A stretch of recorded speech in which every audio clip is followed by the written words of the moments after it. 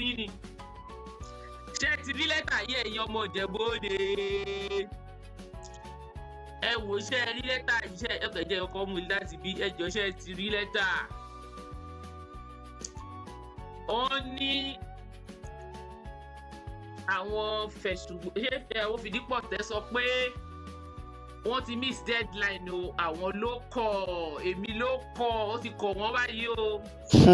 ẹ̀yin tèmi ó ti dójú ẹ̀ báyìí o ó ṣeé ṣe kó jẹ́ pé Wasiu Ayinde Marshal ìyẹn K1 the ultimate náà ni yóò padà jẹ oyè Awujale ti ìlú Ìjẹ̀bú o nítorí pé kí ni àwọn ẹbí Fìdípọ̀tẹ́ wọ́n ti fárígá o wọ́n ní àwọn ló kàn ẹ wò tẹ́yìn náà bá wo fídíò yìí ẹ̀kọ́ tí ń fojú mímu hàn ẹ má gbàgbé ẹ jọ̀ọ́ kó tó di pé àwọn fídíò yìí lọ ẹ bá mi subscribe sí YouTube channel mi ọwọ́ yín tẹ́ fi ń tẹ subscribe yẹn ní orúkọ Jésù ẹ ò ní fi gbé ọmọ sí o.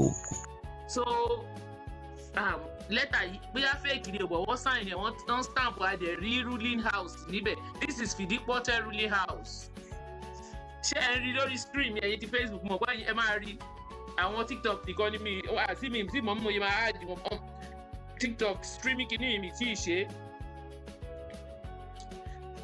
Fìdípọ̀tẹ́ ruling house notify Ogun State government of intention to nominate Awujale seek disqualification of Ẹ̀sùngbòwà. Ṣé ẹ ti gbọ́? Àbẹ́ ẹ ti gbọ́ ni? Mo bó ṣe ń lọ ni. Mo ní Àyìndé lágbádé fún Àyìndé lágbádé. Ẹ ti gbọ́ bó ṣe ń lọ. Fìdípọ̀tẹ́ ruling house wọ́n ti notify Ogun State government that ó ti ní Wasiu làwọn fẹ́ o ẹ ti gbọ́ ṣé ẹ ti rí bó ṣe ń lọ ni ó ìfàdó dẹ̀ fún màmá wò ṣe é sí mo ń sọ fún wọn pé kò lè ṣẹlẹ̀ ó ti ṣẹlẹ̀. Wasiu Ayinde ruling house notified Ogun government of intention to nominate K1 the ultimate. Kábíyèsí tuwálé ipò ọba dára o ipò ta ló mọ fi tó rìn yíwá ẹ bá mi géètì ẹ mo fẹ́ jù sí kí n tó lọ kí n tẹ̀ tó bẹ̀rẹ̀ rárá. Ẹ tí ì rí nǹkan tó ń lọ ẹ jẹ́ fi hàn yín òun lélẹ̀ lórí gẹ̀ẹ́sẹ̀tì ẹ wo ẹ tí gbọ́ pa ẹ̀ ẹ̀yin Fìdípọ̀tẹ́ ọwọ́ yín dà àwọn Fìdípọ̀tẹ́ ti àwọn ẹ̀ṣọ́ máa gbórí wọlé o tó bá jẹ́ òkè ọba òkè ẹ jẹ́ accept àwọn méjì ó dùn ó tálẹ̀ máa dùn gan mo sọ fún yín ẹni ẹnu mi rùn ó ti tọ́ná. Ọba ẹ kálẹ́ o adé ẹ kálẹ́ o. bí Wasiu fẹ́ jèrè. ẹ má ṣe pọ̀ lórí platform tèmi o. ọ̀jẹ̀ ká wọn ní bó ló ti fẹ́ jọba. ẹ má ṣe pè mí o. ti gbọ́. mi ò fẹ́ ẹ̀ka ni. Wasiu Ayinde ruling house notify Ogun government of intention to nominate Wasiu. ṣé ti rí ni. ṣe rí ẹ má bínú. èmi kọ́ mo sọ ògè sẹ́ẹ̀tì ló sọ o. ẹ má bínú ṣe rí kíní yìí ó ti ń lọ lóríṣiríṣi. ó ti lọ fà á mo sọ fún yín ẹ̀bẹ̀. wọ́n sọ Awujale yìí di Awujale ó ti wá sọ. ẹ fi sórí ilé ó ti dọba mo sọ fún yín. àwẹ̀rẹ̀ wọn ti àti òsì ọba wẹ̀rẹ̀ wọn. ẹ má ṣe pé bí o ẹ make point yín. ṣe rí nǹkan tí mo kàn ṣe wá síbí ìrìn nípa ẹbí òkè òkè àti wá sórí mi sọ̀rọ̀ Wasiu. ẹ bá mọ̀ kó Wasiu ṣe mọ́ Ìjẹ̀bú. ẹ fi sórí ilé ó lówó iṣẹ́ kì í ẹ bá. ọ̀nà méjèèjì tó ti gbìyàn bàbá mi ìyá bàbá mi bàbá màmá mi ọ̀pá ni wọ́n kéwàdí àbàbà bí mo lẹ́kọ̀ọ́ sípò Awujale pàṣẹpọ̀ ìkọ́ṣoṣo ni yóò dọba èyí tó bá wá ti dọba ní ìlú gbogbo wa àwọn tó kù kọ́ sùjàdá fún mi ìjọba sọ́dọ̀ ìlú ní gbogbo wa ń sáré ẹ̀ ilé ọba náà ti rí ni. àlẹ́ orí ọ̀fìn.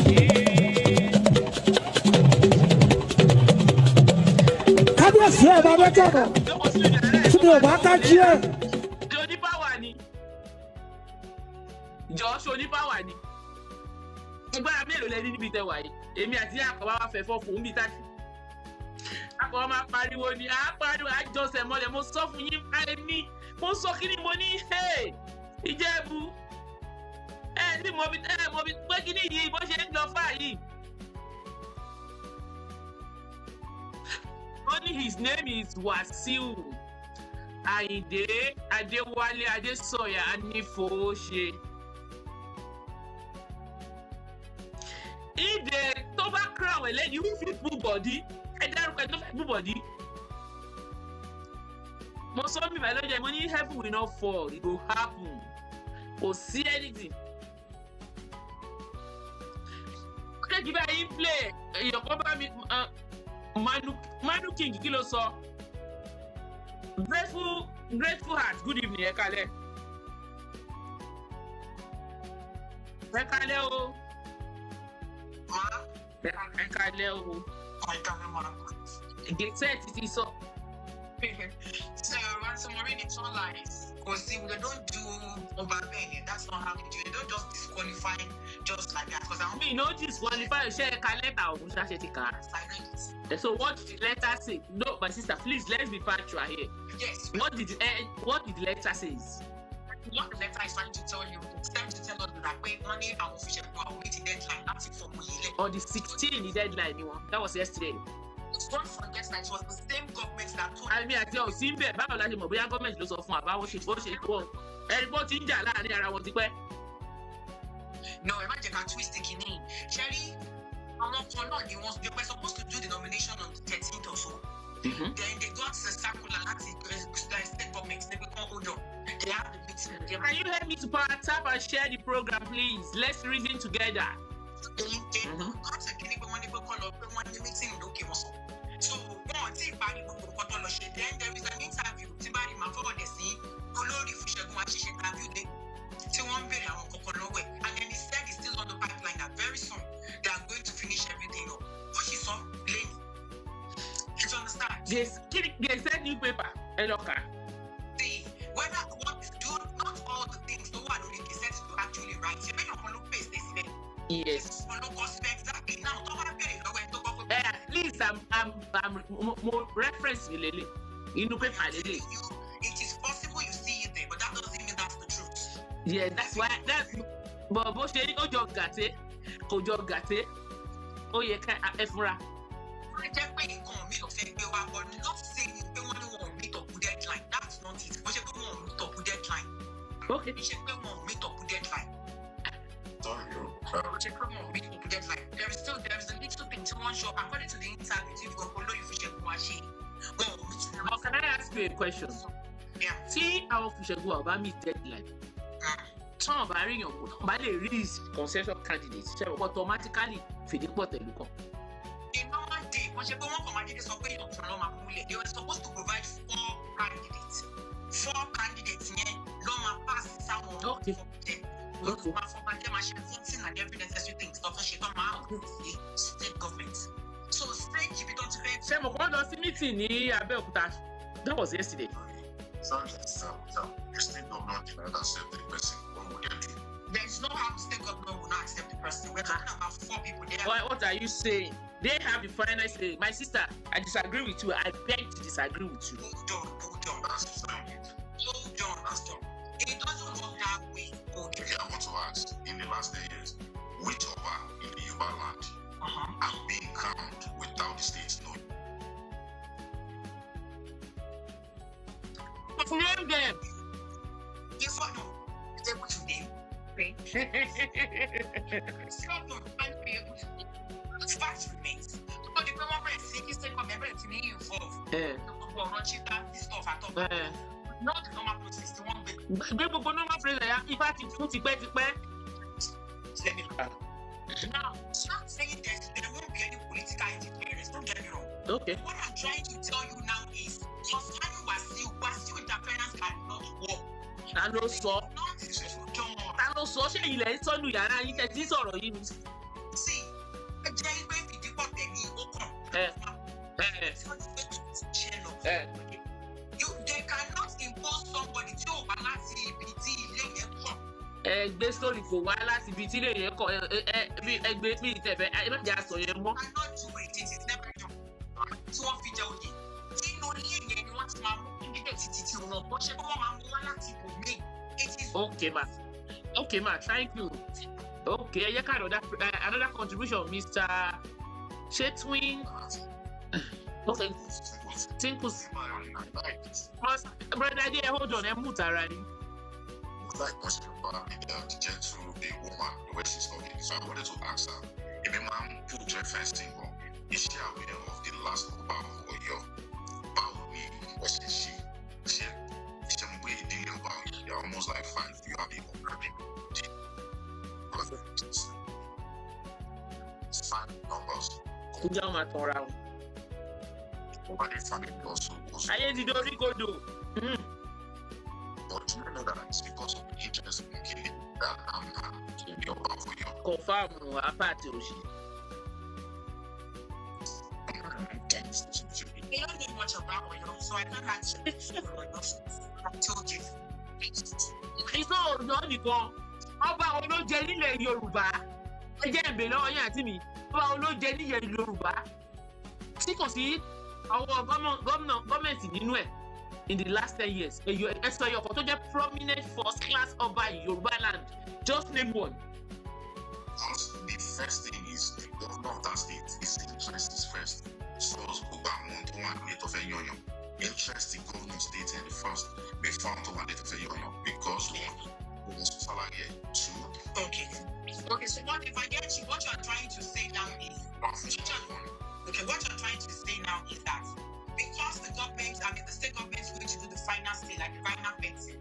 What you are trying to say now is that they can just bring anybody from anywhere, just some people and move the chamber back. I move, please. Can you move yourself, Mr. Ayinde? I was not even putting that. Trying to understand what I'm saying. Now, you said something now that he didn't know about the missing one. But there are 5 idiots which is costing the political. You know, the problem is costing of money. You know, right? So, interest of a new person, don't jump on.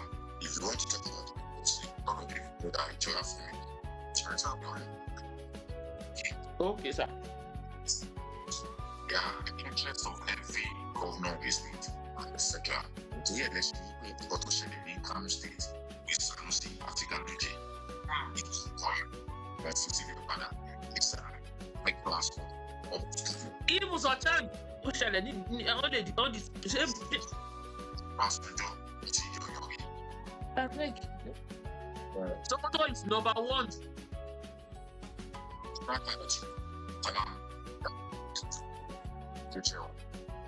Adeleke gan yọ kan lọ́sùn. It's West politics.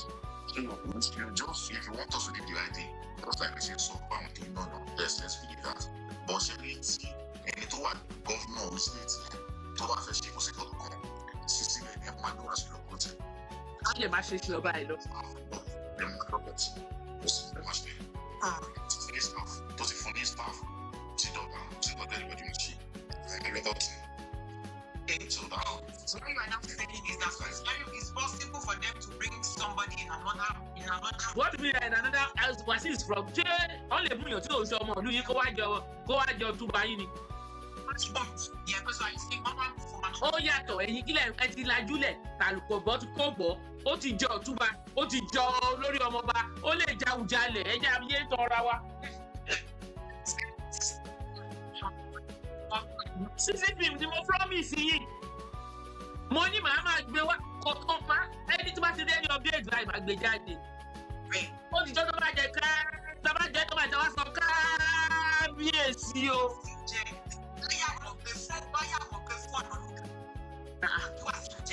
Ṣé máa halẹ̀ lórí platform èyí lẹ́nu bẹ̀ ni? Ẹ jọ aṣíwájú.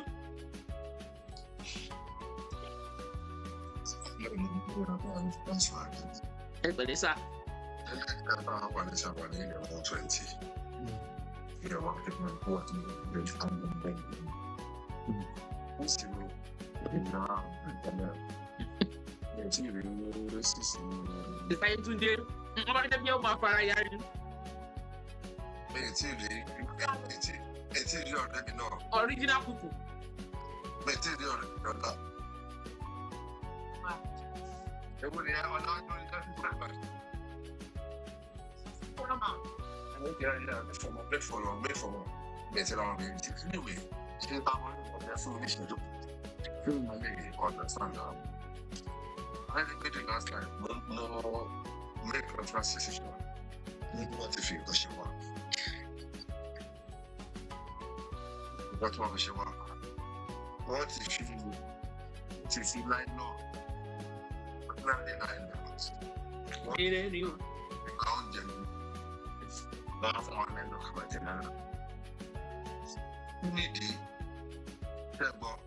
Don't go in.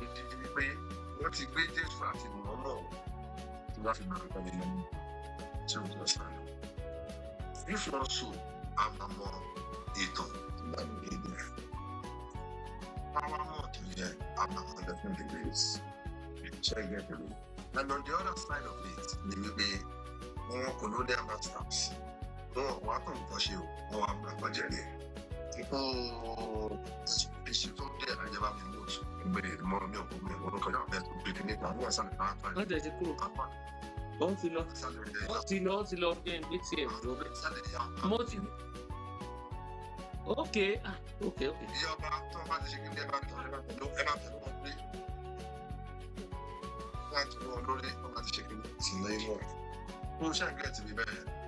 Àwọn colonial masters náà wọ́n wà àwọn Awujale ìbẹ̀rẹ̀ fún mi. Wọ́n kàn bá fẹ́ sáré sí ọ̀nà náà nǹkan kékeré méjì sí mẹ́ta náà. Èmi rí lẹ́tà yẹn wọ́n ti wọ́n lọ́wọ́ fún mi. Wọ́n ní lẹ́tà wọn tẹ̀lé. Ẹ má bínú sáà. Ẹ jẹ́ ká mú báyìí. In every ultimatum, in every ultimatum by law, emergency meeting party one, law ready to free ultimatum. The IC needs to give us an extra days for the completion of the ultimatum to the extra to finance. Láti December 3rd ni wọ́n ti fún mi ní ìní. Mo rán yín létí ni o. Ọ̀rẹ́ fún ọdún tí mẹ́tọ̀ ló sọ pé ìjọba yìí. Ó fẹ́ pé emergency meeting inú ọtí mẹ́tọ̀ ló kò sí ọdún tí pé emergency meeting. Ṣé ń gẹ̀ tì mí? Náà mo àgbà tó dẹ̀ ṣe fẹ́ má gbàgbé pé níjọ́ Sunday ó yẹ kí wọ́n bọ́ sí ọ̀pọ̀ tíkẹ́ẹ̀tì fáwọn oyè. Wọ́n àdáwọ̀ sí ẹ̀ náà. Ìjọ Monday máa yan àwọn tó máa tíkẹ́ẹ̀tì àwọn tó máa jà. Àwọn tó bá ṣẹ́kù níjọ́ Monday wọ́n máa ń bọ̀ wọ́n. Wọ́n máa ń lo bẹ́ẹ̀ fáwọn aṣọ́kóso bá jẹ́ níjọ́ Tuesday. Ṣùgbọ́n níjọ́ Sunday before Sunday wọ́n ti pè mí ọ̀hún ti gọ́fìnà ti pè ẹ̀jẹ̀ CBT níjọ́ Monday, which could not allow them ti pé meeting ní láti ṣe article níjọ́ Sunday. Torí tó bá ti article tó wọlé stop. The process is straight today. So they have to stop. This how much can okay? How much proceed? Ọ̀túnba ìjọ ẹ má bínú mo fowó àtọmọ. Ṣé gómìnà ló ní kó má ha tíkẹ́ẹ̀tì ni? Ó ní kó wá ní Monday tí ó ní kó má ha tíkẹ́ẹ̀tì ni. Sísí sàmọ́ ní tíkẹ́ẹ̀tì Monday. Ní proceed níjọ́ sọ́mọ́ àti Sunday. Proceed straight níjọ́ Monday. See the next time. They break here. And then they will make that one not in the time to fall. That's one is Sunday. It's supposed to be by 16 from 3rd to 16 of one coffee war àárín ara wọn coffee pick èèyàn kan. Sister, can the government of the agency order upon for not in the term? To the the aspect. So, as of the remote money, the method of the radio. Under the law of full Indian strong tobacco. And no more.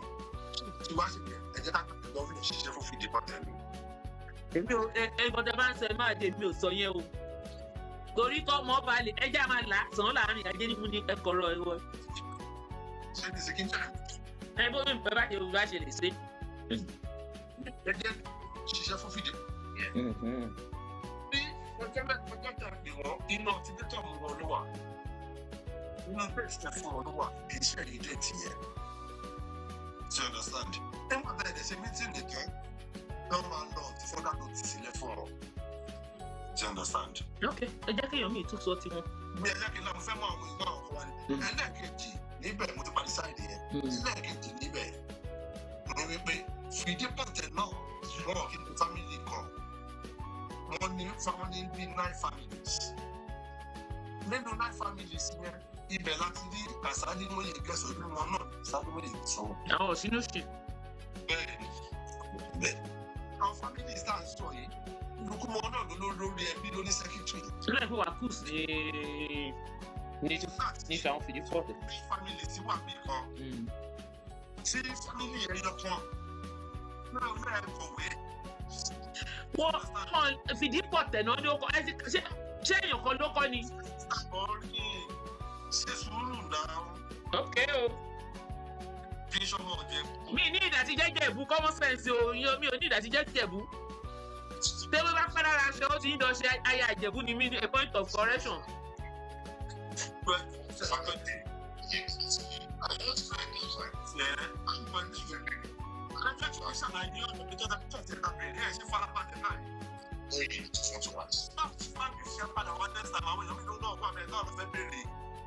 Emut lọ October round of kẹjẹ kan another person take.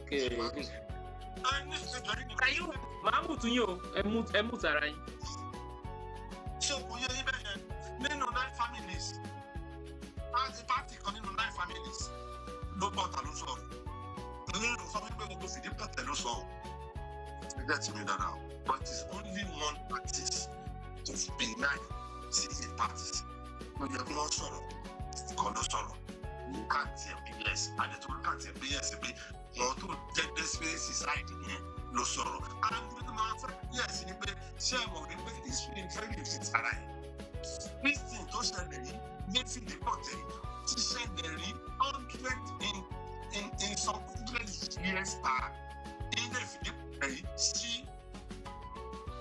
náà ni o ṣé ilé fìdí pọ̀tẹ́ ní náà ni o. ọtí penalty wọ́n dúró yìí.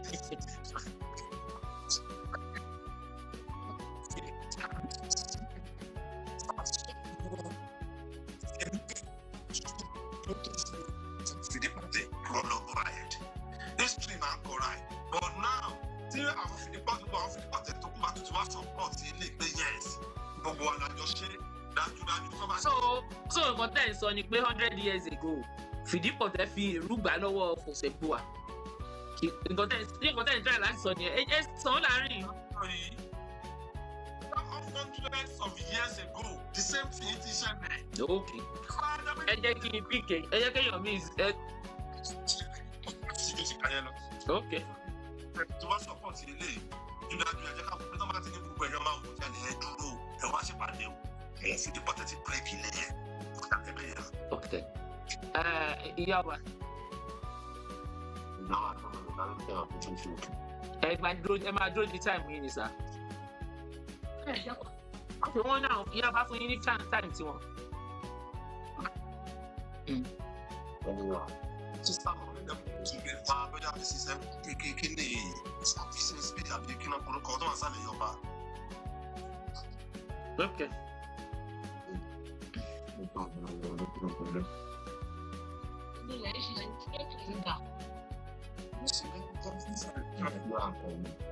ẹ sọ̀rọ̀ sókè sáà gbọ́ yín dáadáa.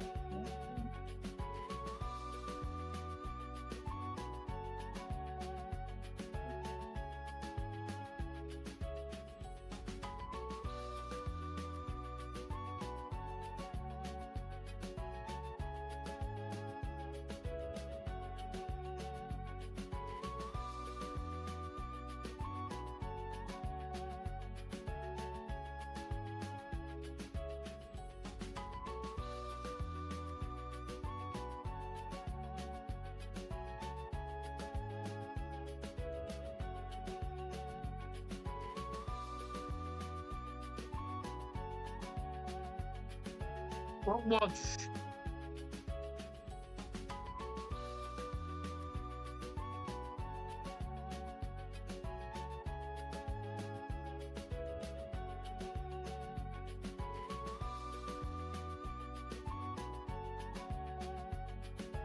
Ìṣọjọ́ kejì sà.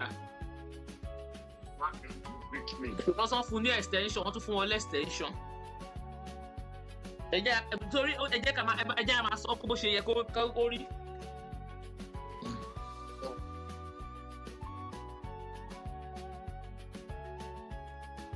Okay, sir.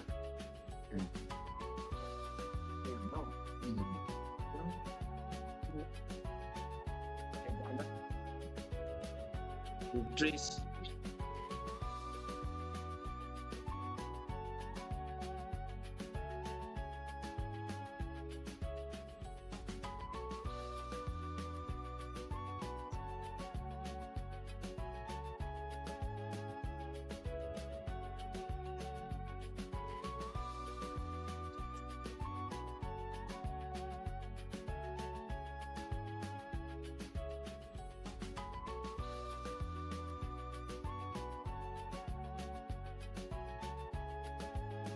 Sir, ẹ ṣe gan sir.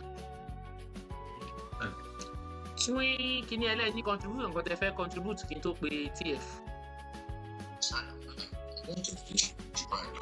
As time to be corrected, there's something that you Wasiu ó ṣe gbọ̀ngàn tí Adele Aisha fit láti jọba.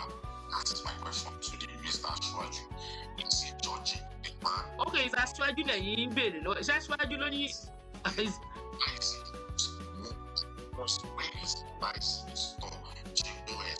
It's like he doesn't have good things to Wasiu. So mine is, why do you think it's not possible?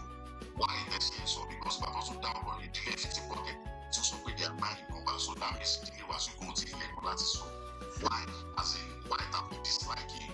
That also where I hate him. It's something else you feel that if you just think he doesn't want it because he won't. To tell why to socialize, God can depend on his name.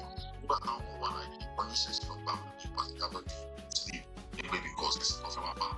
But on my sin, on the coffee, like on Muslim, I want to share is a buy or be music in your video or the material by banking for actually. So, give it to our who's a woman now back home. See, even now, what is your dead? For that, so because you're more what the military, they're called more. So, are you saying that? Some people doesn't have bad data, and when they come to some places, they will change.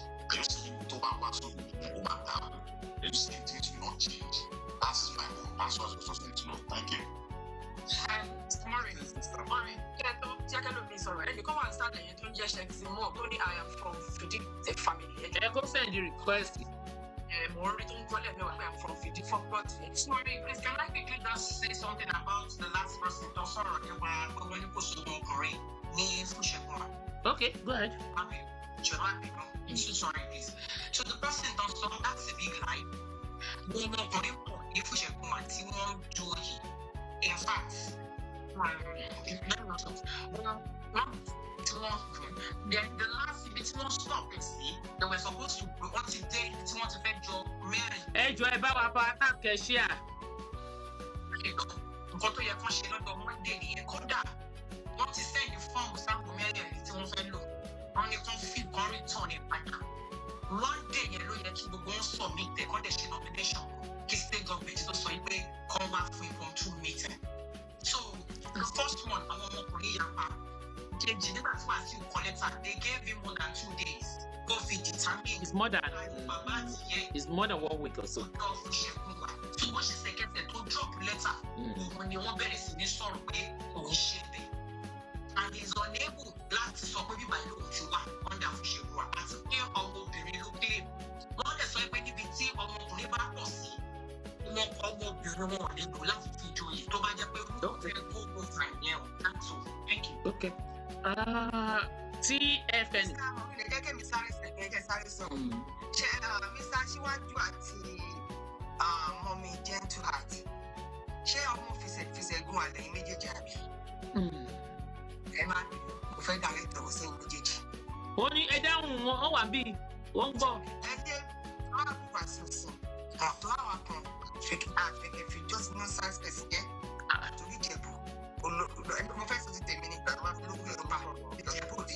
So, brother, tí mo sọ pé báyìí wà sí o. Yẹ kọ́ máa gbọ́ fún ẹ̀bú wá sí mo fẹ́ kí n máa tọ̀wọ̀ sí mi. Ibẹ̀ àkọ́fẹ́kẹ́ fẹ́ ní nonsense person jẹ́. Dọ̀tí kọ́tà yìí ṣe ní mistake. Èmi ò fẹ́ kí Wasiu jẹ́. Kò tèmi fẹ́ tó wà well educated. Tó jẹ́ pé a máa tọ ìkọ̀tàdé tọ̀nà tọ̀nà. Mi ò fẹ́ tó good. Mi ò fẹ́ tó jẹ́ pé kò stable. Kò ṣe gbá ẹni tó tọ́ wọn. Mo máa sọ pé ọmọ mi ni managing director bí èmi bá pè tọ́ka. Láì ṣọ́ pé kí ni kò jẹ́. Mo ṣe wá fẹ́ director mo sẹ́yìn méjèèjì. Ṣé àlè? Ìdẹ̀ wá láti fi ṣètò wà fún wa. Ẹ̀mí àwọn tó wà. Tẹ́wọ̀ kó kàwé. But tó ilé yín. Tí ẹ bá tó lé yín, ọmọ àlè tó wà ọwà òfàtún.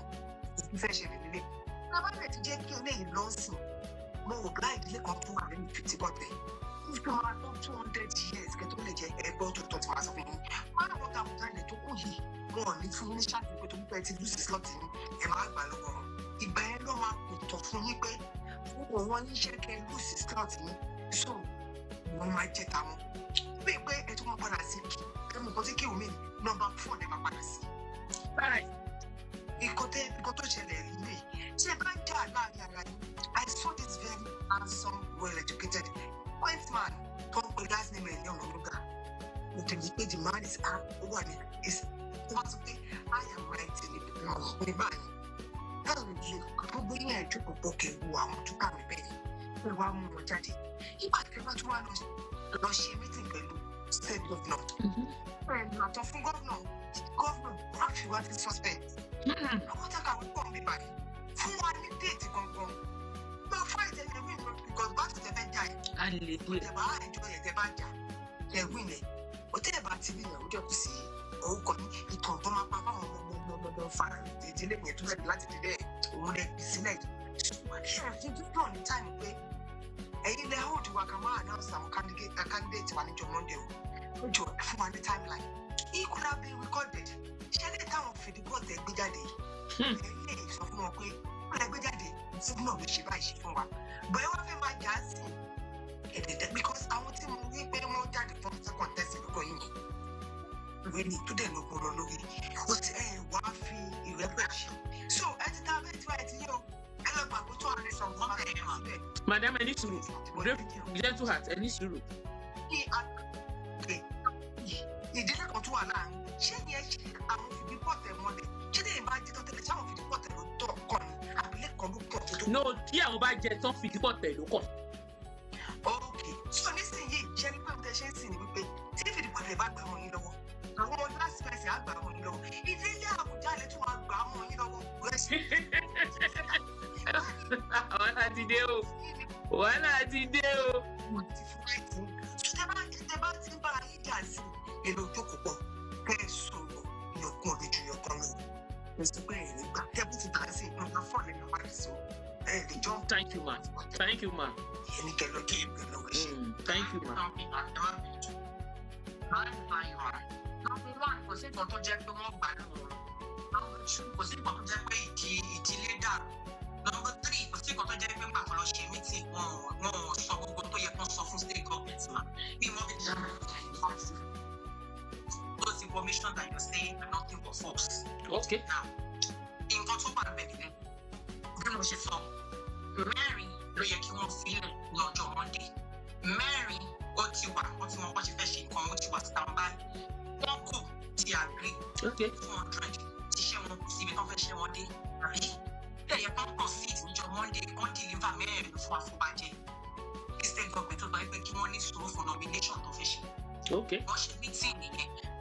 Ìwà ìwọ̀n àti ìjáde wa sọ fún yín pé meeting àwọn nǹkan tó jáde bẹ̀rẹ̀ ní.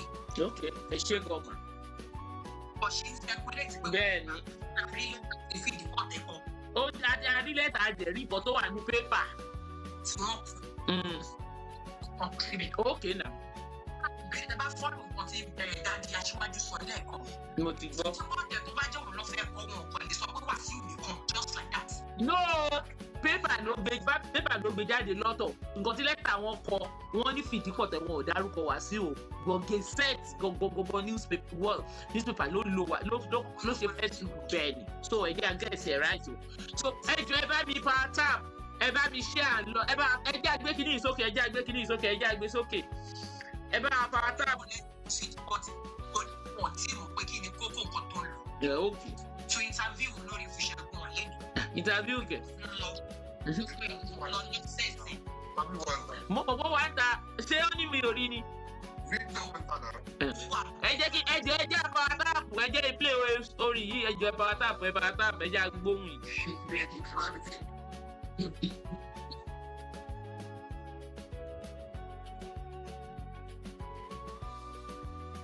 Ẹ bá power tap ẹ lọ́ọ̀fù ẹ̀mí ò tí ì rí kó fẹ́ power tap. Ẹ power tap dáadáa o ìwọ̀nba. Ẹ power tap o kùsùn. Ó ṣẹ̀ṣẹ̀ gbàgbọ́ kó wá bá Ìwọ̀nba ẹ̀ dìbò. mo ṣàlọ́dẹ̀ ọjọ́ sí. Ìwọ̀nba dára o Ìwọ̀nba. Ó ní kò ní ìwé mi ní lọ́pọ̀. ọ̀pọ̀lọpọ̀ kò ṣì máa débẹ̀ o. Ẹ bá mi power tap ṣé ìyẹn Ìjẹ̀bú Òde òdúró yẹn inú yóò dùn lálẹ́ ni. Ọ̀pọ̀ kò ṣì máa débẹ̀ o. Wàá dé ní àtà. Ẹ ń ṣe gbọ́. Wọ́n dé ní ìfọ̀sàtà. Wàá dé ní ọ̀rẹ́. Ẹ o. Wọ́n dé ní ìfọ̀sàtà. Wọ́n dé ní ìrọ̀lọ́sí. Ọ̀la o. Ẹ bá mi sí àìdáhùn. Ok. Ẹja ṣẹ́gi mọ́. Ẹ̀ka lẹ́sà o. Ẹni ọmọ fìdí pọ̀ tẹ̀ ní ẹ̀ka bọ̀. Ẹ̀ka lẹ́sà. Yes. Substance to my join the group living. Ẹ̀ka bọ̀ sórí ètò. Yeah, I share social media business. I don't really know much about Instagram or this stuff. Okay, sir. With the real solution, actually, what is going on in Ijebu land is the Ijebu family. Ijebu, they are well organized. Okay. And they are doing according to what they need to do. Because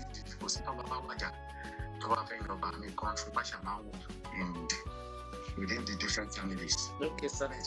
Personal interests. The only problem that we have is something else. Torike one. Our family is not well organized. Only Wasiu, the ruling house. Okay, sir. I'm well known in the very well. Okay, sir. Until today, it is any don't prepare. The bottle of fellow global official. Okay. The only problem, no one can get if you shall go about me on the bottle and rights at judge. Okay. Okay.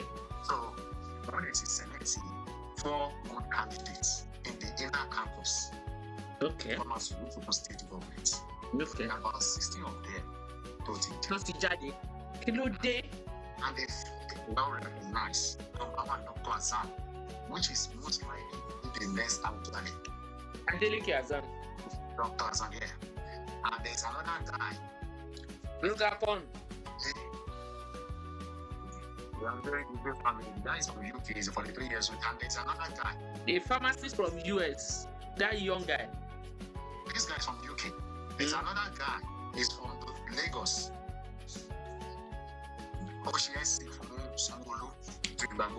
New person, yes, join in now. No, it's one you don't know what you. That is the problem. What is there? Any or what one no join in now. Hold on, Mr. Kola, move to. Next person in line. Okay. Because mo try to free me, ó jáde late. Ṣé bá rántí pé Sister Yetunde sọ ní bíbá ní few days ní ìjẹta. Go ahead. Ó yẹ ká rí family yẹn. Tí wọ́n lè tètè present lọ́mọ yìí wọn. But because he has the connection of the government here, boy, you know, don't so someone. It was the former institution. Every Friday, we had 2 trailers of rice in Ijebu. Every Sunday, long way 2 trailers of rice. Bye. Glory over, you know. Every Friday and Sunday, 2 trailers of rice. Wow. Because one ni pé àwọn ọba yìí wọ́n ní àwọn sọ mi ò bu àmì ò síbẹ̀ wọ́n ní àwọn bàbá yẹn ti gba ìyálà ìyá owó. But the person of fellow is Dr. Asa Abike. Bọ̀ ebi ìfìdíkọ̀ tẹ̀lé yín ẹ̀ lè sọ̀rọ̀ fún Fúsẹ̀kú wa. Sọ̀rọ̀ fún ọmọ fún láti ọ̀dọ̀ ọ̀rọ̀ because Okay. Yes, sir. Wasiu is just trying to create a social media attention. Because we didn't if you put the Wasiu on my children. Ọ̀nà Wasiu. Bọ̀ ẹ ṣe é rántí pé òun lórí ọmọ ọba ọdẹ ní fọdù ó tún máa fi dípọ̀ tẹ̀ mọ́lẹ̀. Okay, ṣé kí mo lè wá mọ́lẹ̀? Ẹ lè tọ́ mọ́lẹ̀ sí i because ìgbà tẹ́tọ́ pọ̀ náà èjì báwo lọ́nà ẹ ṣe yìí. Bàbá ní ìdílé ìṣẹ́gun àfàmìlì ní olórí ọmọọba, àní Tíráyà ní olórí ọmọọba, Òsìgbóyè ní olórí ọmọọba, Fìdípọ̀tẹ̀ ní olórí ọmọọba. Lórí pé former president chairman tó jáde láti ìṣẹ́gun wà, ó dó lórí ọmọọba, ó ń lọ àsìkò nọ́mbà ẹ̀.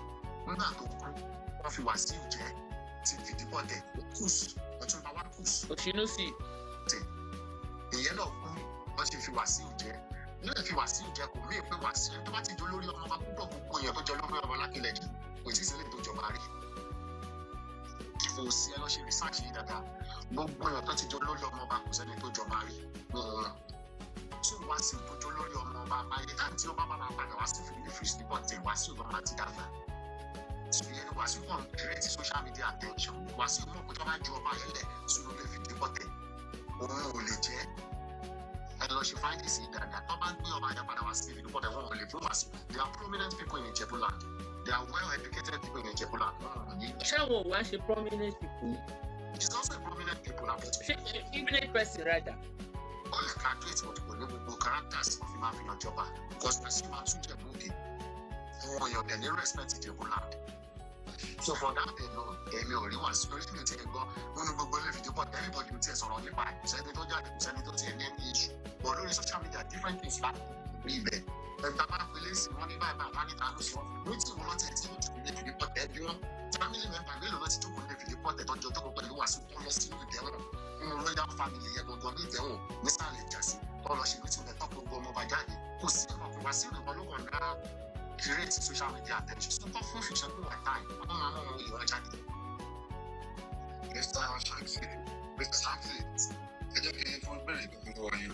You see, I most focus on a contact. Only most of it, okay. It's just the desperate one. The desperate ones. But I can't be with daddy. And then they're coming out now.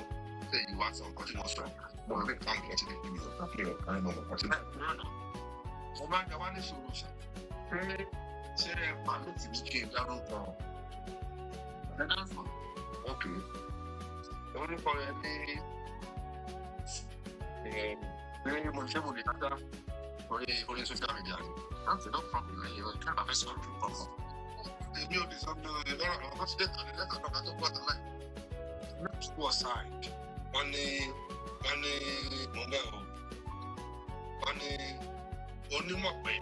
Onímọ̀ fi mọ̀ pé lórí ẹbí bóyá kẹ́tì mẹ́ni yẹn.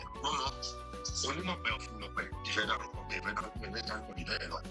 Mo ló kọ lẹ́tà àti wọ́n sáyé. Sẹ́kítírì náà ó dẹ̀ tọwọ́ bọ̀ sí gẹ́gẹ́ bí sẹ́kítírì. Olórí kìkì. Kì í rí bẹ́ẹ̀.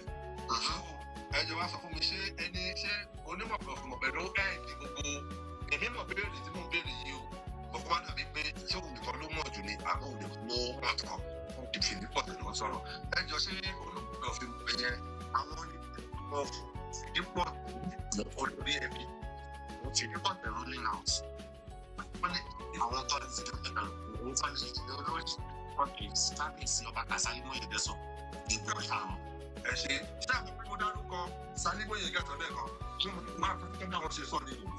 So this is the head of the family. Èmi àti wọ́n ti sọ̀rọ̀ lọ́sàn-án ìgbọ̀n wọ́n gidi ní ṣó possible ni. Kódà this poverty was a pastor until the 8th. Níjẹ̀bú. Ti ẹ̀gbọ́n kọ̀ọ̀kan distress. Ìgbọ́n tí fi Ìjẹ̀bú ọ̀rọ̀ tiẹ̀ tí wà á tó bá ti fi Ìjẹ̀bú ọ̀rọ̀ bá ti kọ lẹ́tà sí fún local government kọ lẹ́tà sí the council of Awujale sí pé ìkọ́tà àwọn ọmọ náà local government máa send ẹ̀ àwọn ẹ̀ ṣe máa ṣe meeting lórí ẹ̀ pé ṣé àwọn tẹ̀ mú kí ni background fi sí ìwọ̀n yẹn káwọn wá wò ọ̀rọ̀ tí sọ̀rọ̀ ọ̀rọ̀ fìdípọ̀tẹ̀ social media nìkan ló sọ̀rọ̀ àti pépà tí wọ́n ti ń promote sí promote rẹ̀ personally just because kò fẹ́ dọ̀bálẹ̀ báwọn ilé ìkùsì wọn ni. So kò ní ìjọba revenge lásán ló fẹ́ fi ṣe. Social media and person insurance ilé kó lọ sí pàṣẹ ìjọ pé lọ sí ìlú Àbújá padà bọ̀ tó mọ fún airline crisis. Ẹ ṣọ́ pé kì í ṣe demo mo wà. Mo mẹ́sàn án ní ìrẹ̀lẹ̀ èyí tó dàgbà yìí ìjọba náà ta kí kéré jù bá ń bá 60 ẹ̀mẹ́bí wọ́n sọ fún báwọn tí kò sẹ́ni tó bá wà sẹ́kọ̀ọ́ sí. tó gẹ́gẹ́ bí ẹgbẹ́ kálẹ̀ yìí dúró fún ìdílé fìdókọ̀ tẹ́lẹ̀ sí lẹ́tà yẹn lè ṣe tí mo ti lẹ́yìn tí màá tó sáyìn ní ẹ̀ wọ́n lè dàbí tó pé kábíyèsí tó wẹ́n ìsọ̀rọ̀ ti gbọ́. Of course nǹkan tó wà lórí social media ó ti go viral. sísá wọlé mo ní mọ̀ wọ́n dáadáa ní mi ní kọ̀lẹ́kọ̀lẹ́ wọlé méjì kí n tó wọlé ibẹ̀ yóò gbọ́n sí sẹ́ńdẹ̀ẹ́sì mi táwọn máa ń gbọ́ mi náà lórí fóònù tó sọ̀rọ̀ wá lọ́jà pẹ̀lú ti wà bẹ́nẹ̀sì tó gẹ́gẹ́ bí ọmọ ìdílé fìdípọ̀tẹ̀ bí a fọ̀ fún lórí ṣẹ́ni sọ̀pọ̀tì ẹ̀ẹ́dẹ̀gbọ́n Mr. kẹ́nìkìnní kan ẹ̀ ṣe máa ń jẹ́pẹ̀lẹ́ máa ṣe báyìí náà they are not fixing yet smart medical administration respecting gẹ́gẹ́ bí àdó gẹ́gẹ́ bí aṣojú olórí ẹ̀bí fìdípọ̀tẹ̀ ṣẹ́ni fìdípọ̀tẹ̀ support lẹ́tà yìí ni àwọn sẹ́ni tó support lẹ́tà àkọ́rí ìlú social media ẹ̀ bí wọ́n ẹ̀bọ̀ ní láwọn ọmọ ọba ẹ̀ tó sáyẹn náà fún láwọn ọmọ ẹ̀ ẹni tó sáyẹn lẹ́mí ń bá sọ̀rọ̀ because Wasiu ní fáwọn yẹn jẹ́ oyè olóhùn fún wọn jẹ́ gbogbo àwọn ọ̀tọ́ jẹ́ ẹ̀ tó fún mi tí wọ́n sún àwọn candidate ẹ̀. So in this case, the letter I hereby decree and announce the letter being struck out and notified. Sani sọ pé inú yàrá yín bẹ̀rẹ̀ lẹ́tí notify lẹ́tà ẹ̀ jẹ́ jọ gbé yìí ẹ̀ notify lẹ́tà tí èho Fìdípọ̀tẹ̀ kọ. Tí Fìdípọ̀tẹ̀ bá máa ṣe anything ẹ̀sùn lẹ́ máa gbọ́ tó máa announce. Máa dáná wọ́n sọ fún Fìdípọ̀tẹ̀ fún olóko ọkọ̀ tó wà tí kò fi jẹun ní. Fìdípọ̀tẹ̀ bá ti máa ṣe anything mú ìjẹ́sọ̀ ló máa announce lágbélé Fìdípọ̀tẹ̀. Ìmúra tí ọmọ rí, mo sọ fún yín pé ìtàn propaganda. A máa tó mọ̀ bóyá ó propaganda bí ó motoganda a máa tó mọ̀ ló wà. Ṣé mo kọ́kọ́ Wasiu tí ẹ lè jẹ́ kó possible? Mo fún yín garanti Ọlọ́run má pàpọ̀ wá fún wa ní fún ìṣẹ́gun one time máa mọ òye kan jáde. Wasiu kàn kéré ti social media pé tó ní bá jọba lọ́nà àti ìjọba lórí orin. Màá tún bá yín kọrin ẹ fẹ́ gbọ́ òpó ọba dára.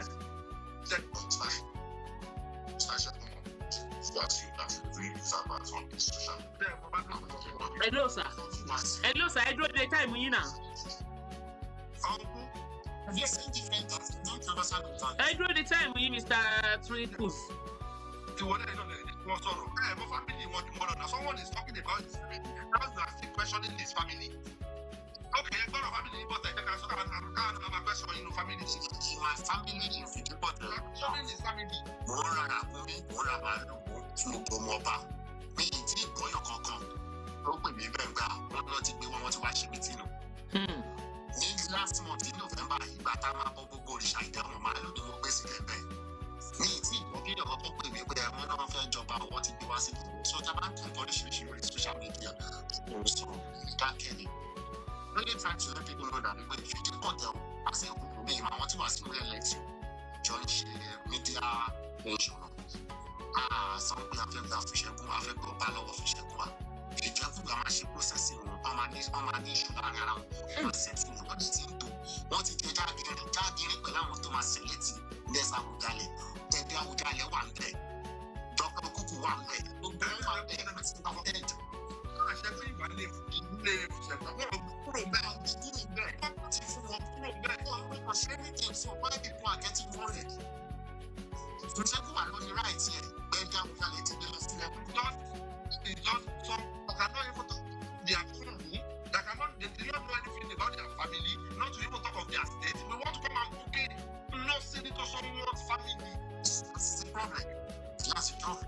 Bẹ́ẹ̀ bá gbọ́ ọ̀rọ̀ yín wá sórí social media ní rọ̀rọ̀ sọ èyí lẹ sójú ọgbọ́n wọn dì í. Ìjẹ̀bú ló sọ jogo wọn dé adé sọ̀rọ̀ wọn. Àwọn kan pè mí láti Malaysia pé káwọn gbé mi náà ṣe sọ̀rọ̀. Sísá ọ̀rẹ́ táwọn ọ̀dọ́ sáà di pé ọ̀rọ̀ tó bá di pọ̀tà. Ó ti di national this one. Even gan òyìnbó gan máa bá yín gánú sí. So, see, source. You need to come out and questioning the source. You know, for the family, not still questioning the family. We this thing is annoying. You haven't shared anything. You don't know. Where have you got it? More important thing, but you can't buy insurance. Anybody will get anybody will share anything. Anybody will do. So irú lẹ́tà yìí sọ ti dàbí ẹni tó sáìnì fún bọ̀dá Wasiu ní Fùṣẹ́gúwà. Má bínú ẹjẹ́ dáhùn question kan, ṣé Wasiu kò lọ géèmù kó o tún jẹ́ mẹ́mbà fi Fùṣẹ́gúwà tó ní kó lọ mú lẹ́sùn? Méjèèjì ló